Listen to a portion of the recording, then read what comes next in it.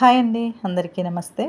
దొండకాయ ఫ్రై ఎప్పుడూ ఒకేలా రొటీన్‌గా కాకుండా వెరైటీగా పెరుగు పచ్చడితో మనం దొండకాయ ఫ్రై చేద్దాం. దానికి ఇదిగోండి ఒక అర కేజీ దొండకాయ అయితే తీసుకున్నాను. ఇవి ఆకులు అంటుకుని ఉంటాయి కాబట్టి వాటర్‌లో నానబెట్టి శుభ్రంగా కడిగి మీకు ఇష్టమైన షేప్‌లో చక్రాలు గానీ, పొడవుగా గానీ ఏ విధంగా అయినా సరే కట్ చేసుకొని పక్కన పెట్టుకోవాలి. తర్వాత ఒక పాన్ పెట్టుకొని ఆయిల్ వేసుకొని దొండకాయ ముక్కల్ని ఫ్రై చేసుకోవాలి. ఇవి క్రిస్పీగా వచ్చేంత వరకు ఫ్రై చేసుకోవాలన్నమాట. క్రిస్పీగా వస్తేనే టేస్ట్ అనేది మనకి డిఫరెంట్‌గా ఉంటుంది. తినేటప్పుడు మనకి చక్కగా క్రిస్పీగా తగులుతూ ఉంటాయన్నమాట.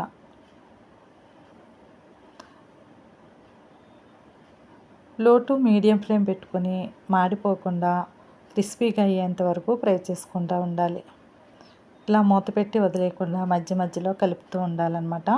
ఈలోపు మనం పచ్చిమిర్చి, అల్లం పేస్ట్ చేసుకుని పక్కన పెట్టుకోండి. ఇదిగోండి ఈ విధంగా మధ్య మధ్యలో కలుపుతూ ఉండాలి.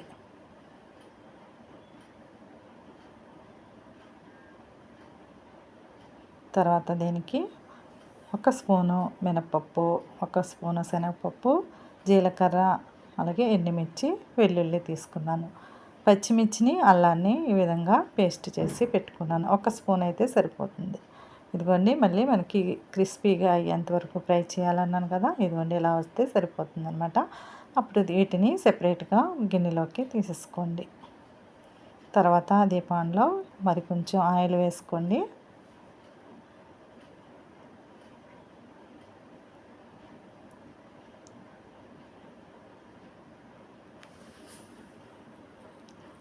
ఆయిల్ హీట్ అయిన తర్వాత ఫస్ట్ ఆవాలు వేసుకోవాలి, జీలకర్ర రెండు చిటపటలాడిన తర్వాత మినపప్పు, శనగపప్పు వేసుకోవాలి.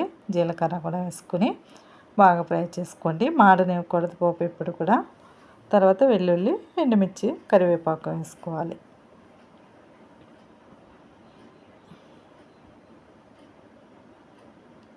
ఈ విధంగా పోపు ఫ్రై అయిపోయిన తర్వాత మనం ముందుగా ఫ్రై చేసి పెట్టుకున్న దొండకాయ ముక్కల్ని ఇందులో వేసేసుకోవాలి.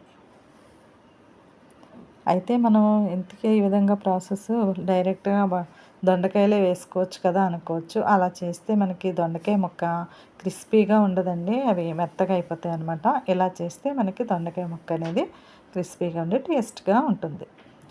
అలాగే ఇప్పుడు మనకి కర్రీకి సరిపడా సాల్ట్ వేసుకోండి. ఒక స్పూను పసుపు వేసుకోవాలి. మీ టేస్ట్‌కి తగినట్టుగా సాల్ట్ వేసుకోవాలి. బాగా కలుపుకోవాలి. ఇదిగోండి పచ్చిమిర్చి పేస్ట్ చేసి పెట్టుకున్నాం కదా, అది కూడా వేసేసుకొని కలిపేసుకోవాలి. మూత పెట్టుకుని లో ఫ్లేమ్ పెట్టండి.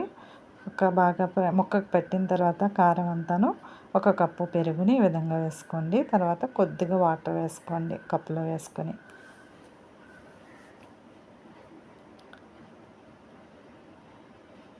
కొద్దిగా వేసుకోండి, వాటర్ ఎక్కువ వద్దు.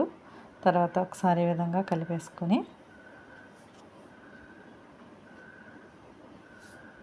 మూత పెట్టి 2 నిమిషాలు ఉంచాలి. ఇప్పుడు దీంట్లోకి సాల్ట్ అది సరిపోయిందా లేదా చూసుకోండి.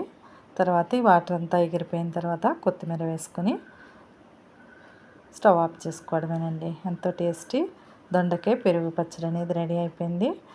నా ప్రాసెస్ కనుక నచ్చితే మీరు తప్పకుండా లైక్ చేయండి. అలాగే ఈ ప్రాసెస్లో మీరు కూడా ట్రై చేయండి. ఓకే అండి, థ్యాంక్స్ ఫర్ వాచింగ్.